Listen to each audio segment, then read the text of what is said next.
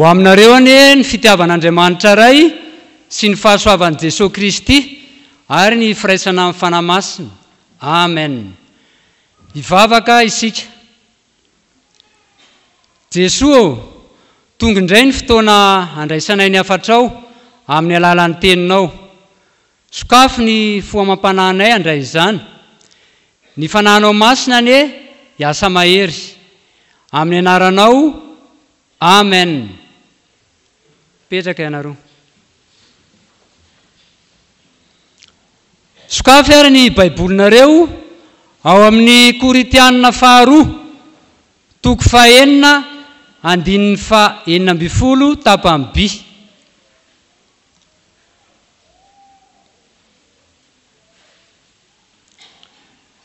Rehefa hita zany dia rahantsika mamaky amin'ny anaran'ny Tompo, fa isika no tempolin'Andriamanitra velona. Averintsika hoe fa isika no tempolin'Andriamanitra velona.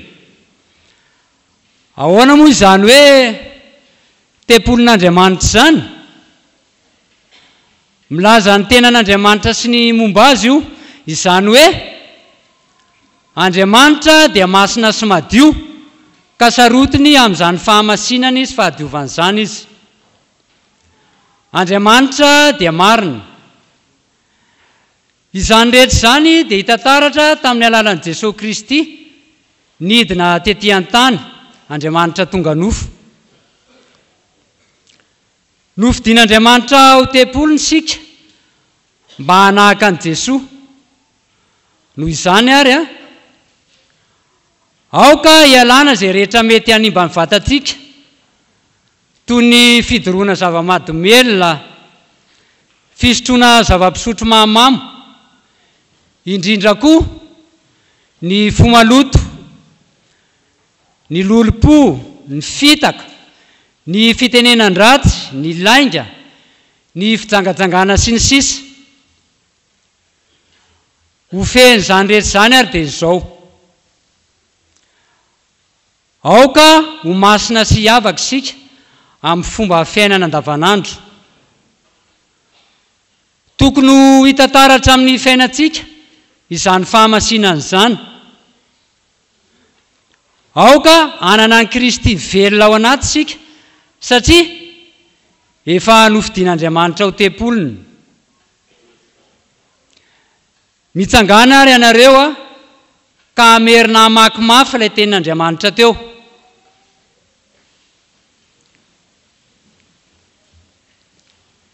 Amin'ny anaran'ny Tompo, fa isika no tempolin'Andriamanitra velona. Aiza no ahitana izany? Koritianina 2:9-9 tapany B. Hivavaka isika. Averinareo ny vavaka tononoko eto. Jesosy, aoka izahay andiny tena ka hiezaka hanamasina ny tenana isan'andro.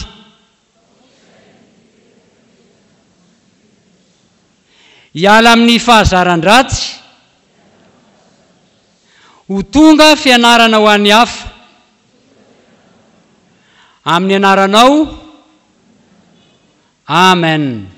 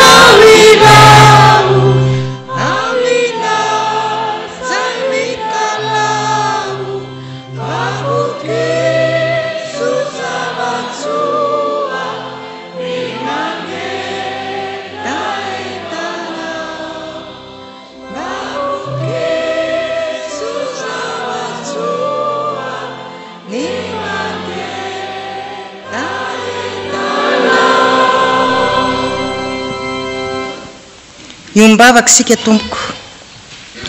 Ry Andriamanitra ray amin-masina indrindra, velom-pisaorana anao zahay. no ny teny masinao izay zarainao aminay. Koa ny fanainao masina ane anindry ny lelam-panomponao izay hamaky ny teny sy izay hitondra ny hafatrao, ka ho tafita amin'ny vahoakanao ny tianao ambara. Ary ampanginy Tompo ny tabataba rehetra ty anatinay, mba handrenesanay ny feonao irery ihany, ka mba hompino mpanamasina ny tenanay zahay amin'ny androm-piainanay. Ataonay amin'ny anaran'i Jesosy Tomponay izany vavaka izany. Amen. Hiaraka maky sy hiain'ny soratra masina sika ao amin'ny fanekena taloha bokin'ny Isaia. Isaia 2:20, andininy 1:12 ka hatramin'ny 12.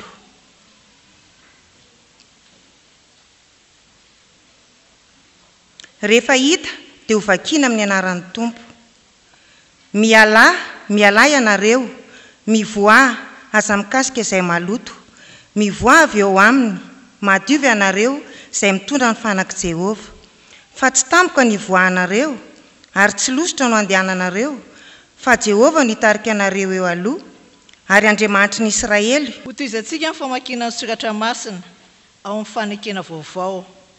Filazany tsara araka ny Marka 7, andininy 17 ka hatramin'ny 17.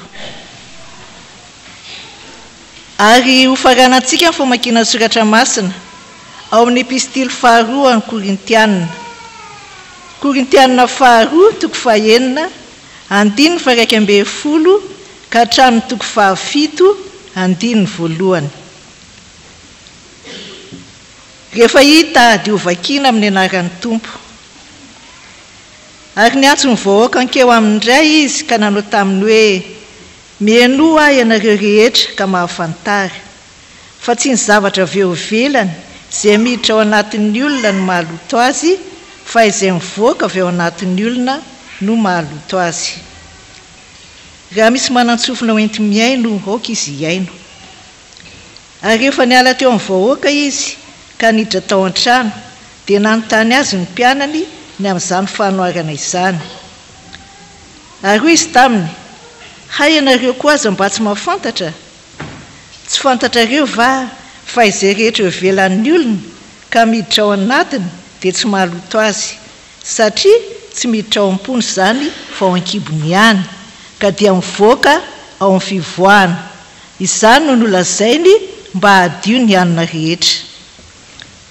Ary hoy izy, izay mivoaka avy eo amin'ny olona dia izany no mahaloto azy. Fa avy ao anatin'ny olona dia avy eo am-pony no ivoan'ny sain-dratsy, dia ny fijangajangana, ny alatra, ny vonon'olona, ny fakambadin'olona, ny fiheremana, ny lolom-po, ny fitaka, fijejojejoana, ny maso ratsy, fitenenan-dratsy, ny avonavona, ny fahadalàna. Izany zava-dratsy rehetra izany no mivoaka avy ao anatin'ny olona ka mahaloto azy. Ry Korintianina, ny vavanay misokatra aminareo, ny fonay malalaka. Tsy tery aminay ianareo fa tery eo am-ponareo ihany. Ary mba ho valiny toraka izany, izao miteny toy ny amin'ny zanako, dia mba miala lahy kosa ianareo. Aza mety asiana azy io ka tsy nitonona anareo hikambana amin'ny tsy mino. Fa inona no iraisan'ny fahamarinana sy ny fahotana? Ary inona no iombona amin'ny mazava sy ny maizina? Ary inona no fanarahan'i Kristy sy Beliala? Ary inona no iraisan'ny anjara mino sy ny tsy mino? Ary inona no ikambanan'ny tempolin'Andriamanitra misampy? Fa isika ny tempolin'Andriamanitra velona, araka nataon'Andriamanitra hoe, onona eo aminy sy andeha eo aminy aho, ary izy ho oloko. Koa miovoa eo aminy ianareo ka misara aminy hoy Jehova. Ary aza manendry izay zavatra tsy madio, ary izao andray ianareo. Ary horay ianareo aho, ary ianareo zanako lahy sy ho zanako vavy, hoy Jehova tsy toa. Koa raha manana ireo teny fikasana ireo isika ary malala, dia aoka isika nadio ny tenantsika ho afaka mifaly tona rehetra, na amin'ny nofo na amin'ny fanahy, ka hatanteraka amin'ny fahamasinana amin'ny fahatorana an'Andriamanitra. Amen.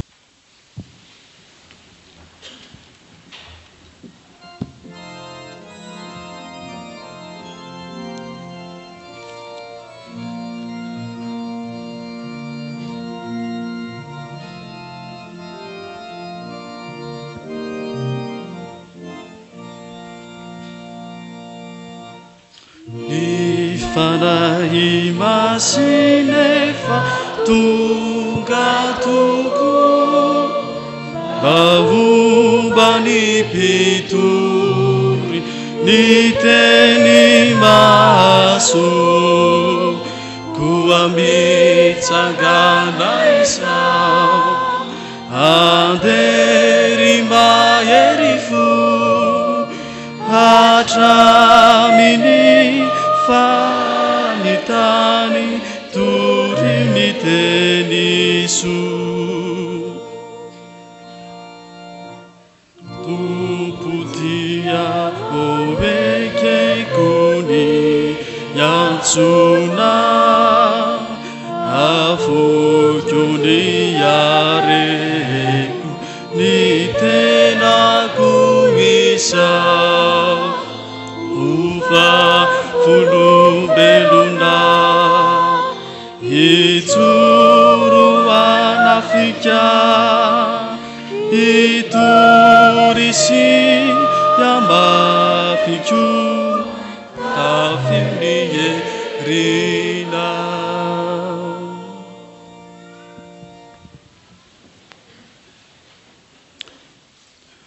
riavana malala rehetra amin'ny tompo dia mbola napaka amponareo mandrakarivany ny fahasoavana sy ny fiadanana amin'Andriamanitra ray sy Jesosy Kristy tompontsika amen. Ampian'io ity riavana malala dia andeha ny filazantsara an Jesosy Kristy araka ny Marka toko 7 ny andininy 4:10 hatramin'ny 7:20 izay efa novinaky ny mpanompon'Andriamanitra teo no andraisana afatra. Manoloana antsika riavana ny ity perikopa ity izay mitantara ny fanazavana sy ny fampianarana nataon'i Jesosy Kristy mikasika ny hoe inona moa no mahaloto na mahadio ny olona anankiray. Eo amin'ny andiny voalohany hatramin'ny 7:10 dia resaka izay ny fanaovana tamin'ny fariseo sy ny mpanorandalàna no hitantsika eo. Fa eto dia miantefa manokana indray amin'ny vahoaka sy ny mpianatra izay nihaino an Jesosy indray ny fampianarana. Misongadina eto ny valitenin'i Jesosy momba izay mahadio na mahaloto ny olona. Koa inona ara no mahatonga ny olona iray hadio na haloto? Fahamarinana roa riavana no ambarany ten'Andriamanitra amintsika amin'ity anio ity. Ny fahamarinana voalohany indrindra dia izao ny hoe tsy ny miditra ao am-bava no mahaloto ny olona, tsy ny miditra ao am-bava no mahaloto ny olona. Eo amin'ny andiny 5:10 dia izao no voasoratra hoe tsy ny zavatra eo ivelany izay miditra ao anatin'ny olona no mahaloto azy. Teo amin'ny andininy 9:20 sy ny 10:20 dia azavain'i Jesosy Kristy izay tiany ambara rehefa tsy azon'ny vahoaka sy ny mpianatra ny tiany ambara. Tamin'ny andron'i Jesosy Kristy dia ny lalàna momba ny fahadiovana no ivo ny fivavahan'ny Jiosy. Niainga tamin'ny fankatoavana izay ambaran'ny Levitikosy sy ny Deuteronomia zany. Io no namaritana hoe ity no madio, ity no tsy madio. Toy ny hoe sakafo zany, ity ny sakafo madio, ity no sakafo maloto. Ny fifaneraserana amin'ny olona maty dia mampahaloto eo amin'ny fivavahan'ny Jiosy. Ary miatraika amin'ny fiainana andavanandro mihitsy zany hoe fahadiovana izany. Teo amin'ny tsy fanajan'ny mpianatra Jesosy ny amin'ny fomba fanadiovana rehefa isakafo no netombohan'ny resaka eto. Ka nahatonga ny fariseo hiteny amin'ny Jesosy hoe maninona moa zany ny mpianatra ao tsy misasa tanana rehefa misakafo. Toa te ilaza izy ireo hoe mandika ny fomban-drazana. Ireto mpianatra ao ireto fa ny ambaran'ny lalàna dia hoe misasa tanana aloha zay vao misakafo. Ny fariseo sy ny mpanovadalàna riavana tsy tokony ho adinontsika fa izy ireo dia mpampianatra sy mpanaja faratra izany hoe lalàna izany, ary tena manao tsy anjery ara-baky teny izany hoe lalàna izany izy ireo, ka sarotiny mihitsy ny amin'izany hoe lalàna izany, ary indrindra moa ny amin'ny lalàna izany hoe fahadiovana izany. Satria ny fahadiovana no heverin'izy ireo hoe hiazonana ilay fizina, mialatsiny amin'ny teny frantsay identité, sy ilay fahamasinana ny vahoaka Jiosy manoloana ny firenena hafa sy ny fiantraikan'ny kolotsaina hafa dia ny Grika sy ny Romanina izay niara-ny onona tamin'izy ireo tamin'izany fotoana izany. Dia hoe io fahadiovana io no hitazomana mba hampiavaka antsika amin'ny jentilisa zany.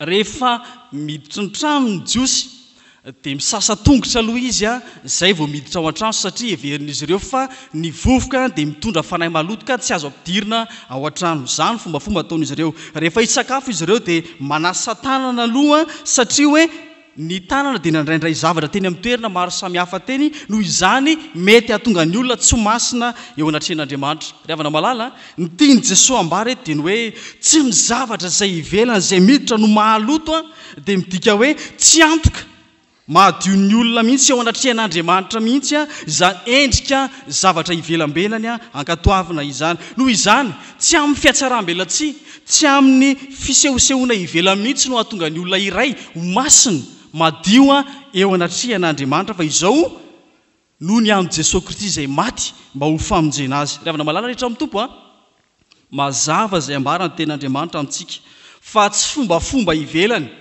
ny fivavahana kristianina, tsy ny sakafo no miditra ao ambavan'ny olona mihitsy no hamaritana azy hoe madio izy sa maloto.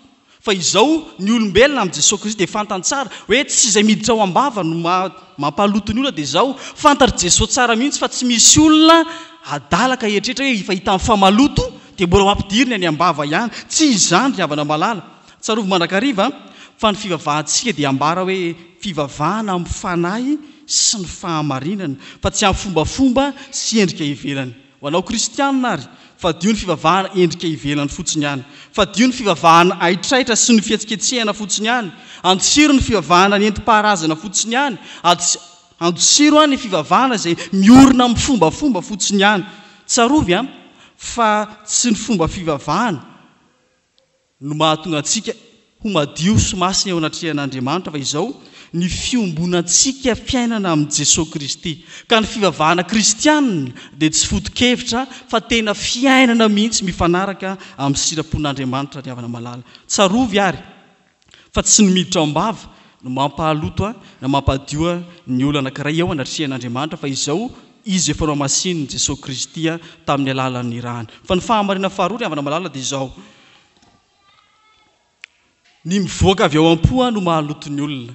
Ny mivoaka avy ao am-po no mahaloto ny olona. Eo amin'ny andininy faraka amin'ny 20 tapany voalohany dia izao no voasoratra hoe fa avy ao anatin'ny olona dia avy ao am-pony no ivoan'ny sain-dratsy. Fantatry ny mpanorandalàna sy ny fariseo tsara izany hoe lanjany fo izany eo amin'ny fivavahana sy ny fifandraisana amin'Andriamanitra, saingy hodin'izy ireo fanina ny toerany fo eo amin'ny fifandraisana amin'Andriamanitra sy ny olona. Tsy ampianarin'izy ireo ny olona izany fa izay foroporonon'izy ireo tsy maintsy asainy arahan'ny olona izany. Izany mahatonga an'i Jesosy milaza amin'ny 9:20 hoe raha misy manantsofina hoento miaino aoka izy iaino. Izany hoe ity ambarako aminareo ity hoy Jesosy Kristy ny tena fahamarinana dia ity no henoinareo sy ankatoavinareo fa tsy izay foroporon'ny olona aminareo. Ny fo eo amin'ny jiosy no ivo ny maha olona, tahaka antsika malagasy hoe ny fanahy ny maha olona, fa ny azy ireo dia hoe ny fo no maha olona. Ny fo mantsy no itoeran'ny fihetsepo, ny fisainana sy ny fandroina samihafa. Ary izany mahatonga ny voasoratra any amin'ny Deuteronomia 9:5 hoe tiavan'i Jehovah Andriamanitra ao amin'ny fonao rehetra. Izany hoe mifamatotra mandrakariva amin'ny fo no mampadio ny olona. Ny ao anatin'ny olona zany no hamaritana hoe masina eo anatrehan'Andriamanitra izy sa tsy masina. Ka ny olona madio am-po no ahitan'Andriamanitra araka ny Mateo 5:9. Ka ny fo feno loto ry havana malala no miteraka ireo fahotana mampahaloto ny olona arak'izay tany saina amin'ny 20 hatramin'ny 7. Ry havana malala rehetra amin'ny tompo hoy ny mpanao salamo hoe am'roa fo madio ao Andriamanitra ary avao izy orona marina fanahiko atao anatiko. Ary raha misy izay tokony hibebahantsika mihitsy ry havana malala dia io fo io. Mazava izay ambaran'i Jesosy eto hoe avy ao am-pon'ny olona ny ivoan'ny sain-dratsy, ny fijangajangana, ny alatra, ny vonon'olona, ny fieremana, ny olom-po sy ny maro samihafa. Misy ane karazan'olona dia tena mitahiry lolom-po mihitsy izy ary ny teny aloky ny vavany dia mandratra ny manodidina azy. Ary misy aza olona tsy mahay mifamela heloka mihitsy fa tena mitahiry izany lolom-po izany. Ary raha misy kristianina mba milaza aminazy hoe aza miady fa kristianina mba mifamela heloka fa tsy sitrapon'Andriamanitra izao ny avaliny ianao dia mbola mahazo vavy ianao hoe aza mitsaratsara izay adina ihany, aza mitsara mba tsy tsaraina ry anina. Izany no ataon'ny olona rehefa teneninao izy ny amin'ny hoe mba madio fo.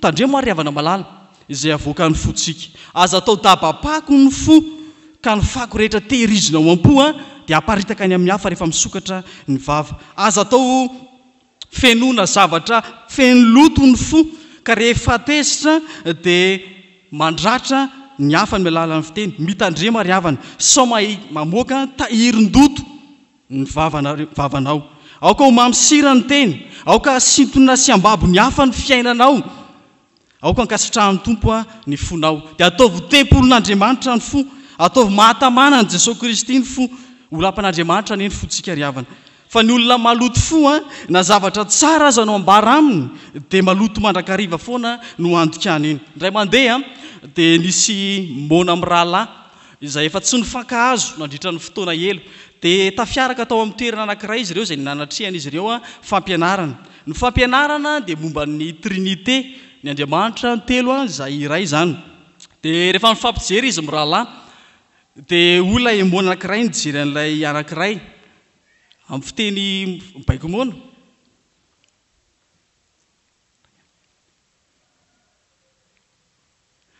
lasa izy vita izay fihetsiky nataony izay lasa izy nandeha nivoaka rehefa avy eo tao amin'ny lala tsara tsy nisy alaharo fa tonga dia avy hatrany dia totondry nahazo an'ilay mona anankiray dia nisarahana izy ireo fa inona no mampiady izy moa zany tsisy avalo inona moa ny antony eo mampiady azy ireo fa tonga dia izay no nahazo tonga totondry niteny amin'ilay mona anankiray dia sarahana izy ireo ka rehefa ny fotorana kay zany ity teny izay natao ity dia tsy nifankahazo ilay resaka ilay madio fo manao hoe satria trinité ny resaka dia ilay madio fo manao hoe ny Andriamanitra sy ny Andriamanitra ivavahanao dia anankiray ihany telo fanonona fa iray ihany tena mahery mihitsy fa ilay maloto fo dia nandika azy hoe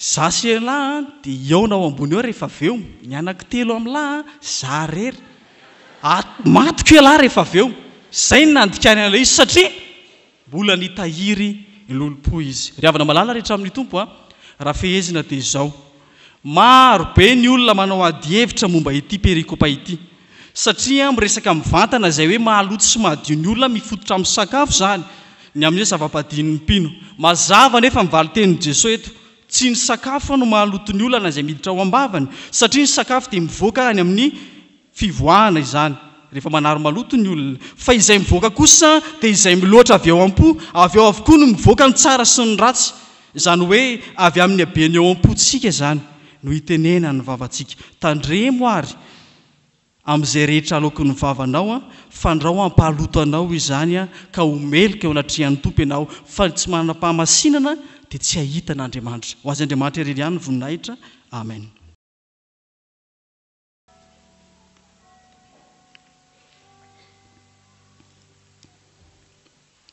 Vavakitsika ry havana ry Andriamanitra aranay tsara indrindra hoe isaoranay ianao fa tianao tokoa izahay mba handroso amin'ny fahamasinana satria izany raha teo ianao Andriamanitra ivavahanay dia tokony masina ihany koa izahay isaoranay ianao tompo mampianatra anay mampafantatra anay indray fa tsy izay miditra ny vava tokoa no mampahaloto anay fa ny fonay izay misaina zava-dratsy misaina ireo karazam-pahotana maro samihafa ka mivoaka eny amin'ny vavanay dia mandratra ny hafa izany mety anafitohina ny hafa ihany koa dia reno mahatonga fahotana izay tsy hamelana anay aza indraindray misaotra tompo fa mazava indray ny lalana izay andehananay izay tokony izoranay manoloana ny fiarahanay monina amin'ny manodidina anay satria fiainana tokoa tompo maha-kristianina anay ary asianao izay mitory filazantsara eny amin'izao tontolo izao dia misaotra tompo mampianatra anay mandrakariva satria miraparapany amin'ny aizina tokoa izahay raha tsy misy anao Andriamanitra izay manilo ny lalanay ankehitriny ary tompo dia temba hianta aminao izay ka metraka fiainao ampelantananao ny fiainanay mivavaka izahay tompo ho an'ny asa fivelomana sy ny fitadiavana izay ataon'ny tsirairay avy ianao Andriamanitra tokoa no hanambona ny fisasarana ataon'ny tsirairay avy dia ho tahinao tokoa izahay ny amin'ny asa sy ny fitadiavana izay ataonay isanandro misy tokoa ny Jesosy mivoaka maraina mody ariva kanefa dia zara fa misy aza no entina mody dia ianao Andriamanitra mihitsy ankehitriny no hiantanay mba hijery manokana azy ireny ka hijery ny amin'izay fiainako aviny dia apetraka fiainao ampelantananao ihany koa tompo ny fahasalamanay misy ny tsy salama tonga manatrika eto misy mety any amin'ny toerana maro samihafa any dia ao anatin'izany indrindra Andriamanitra no hirinay ny onao ny voninahitra ao amin'ny fiainanay tsirairay avy ianao Andriamanitra ilay mahefa ny zavatra rehetra ny ampirotsaka ny fitahinao hanome fahasalamana azy ireny dia mba ho finaritra tokoa izy ireo mivavaka izahay tompo ho an'ireny rehetra izay nidona-pahoriana ianao Andriamanitra tokoa no Andriamanitra ny fampiononana dia angatanay ianao mba hampionona azy ireny mandrakariva ary eo akaikin'izy ireo mandrakariva ianao amin'ny fotoana mahory tahaka an'izay nitiavin'izy ireny dia mivavaka izahay Tompo ho an'ny fiangonanao ny FJKM izany izay mahatsiaro ny fotoana izay niorenany amin'ny tian'io ity fantatra sy miafina aminao tokoa Tompo ny tanjona sy ny zava-kendrena apetraky ny FJKM dia mbola firenena kristianina ny firenena ihany koa izany dia ianao Andriamanitra ny ampiobina mandrakariva ny fiangonanao dia ho saina iray sy vava iray tokoa ny rahanay mankalaza anao Andriamanitra tsy sanatria izarazara izahay fa ianao Andriamanitra kosa izay Andriamanitra ny fampiombonana no hampiobina mandrakariva ny fiangonanao dia ivavahana ihany koa Tompo tany ambavaka natrianao ny firenenay ianao Andriamanitra ny hijery manokana ity firenenay ity dia ianao Andriamanitra ny ampandresy mandrakariva ary anome mpitondra ianao izay araka ny sitraponao ary ampitodika ihany koa ireny mpitondra ireny hiverina aminao Andriamanitra ka hanaraka ny sitraponao dia ankehitriny Tompo samy mivavaka mangina izahay hitondra eo anatrianao ny etaetam-ponay dia mianoana ry Andriamanitra tsy tony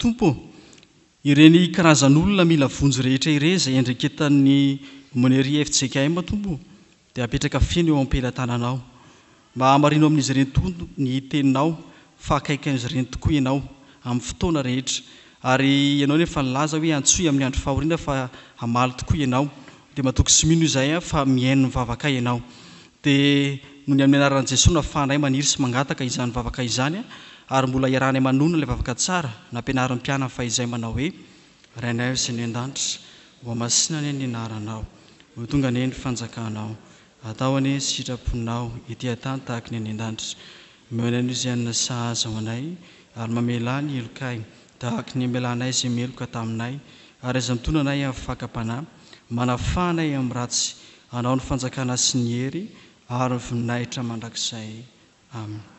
Saorantsika ny Tompo ry havana nafahantsika na tanteraka ity fanompo-pivavahana tamin'ny tian'io ity andeha isika hitsangana hamarina izao fotoana izao tanterantsika ny hira izay efa voalahatra.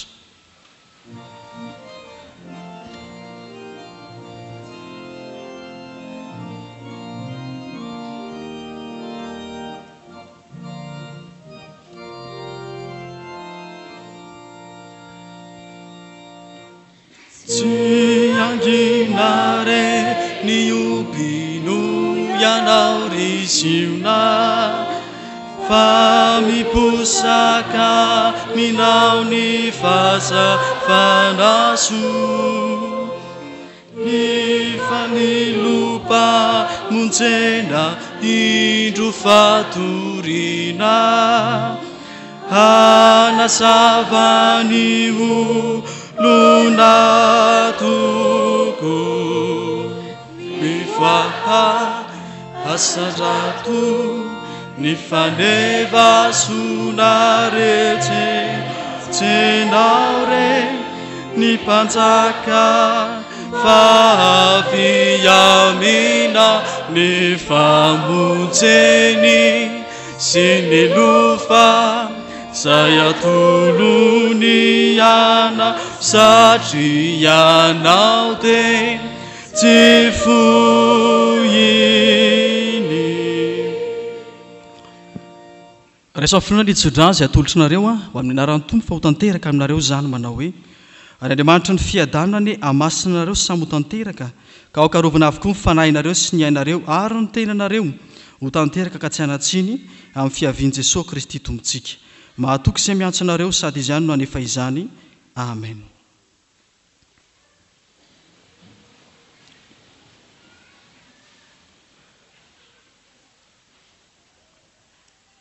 Dia ho an'Andriamanitra irery ihany ny voninahitra amin'ny anaran'ny Ray sy ny Zanaka ary ny fanahy masina.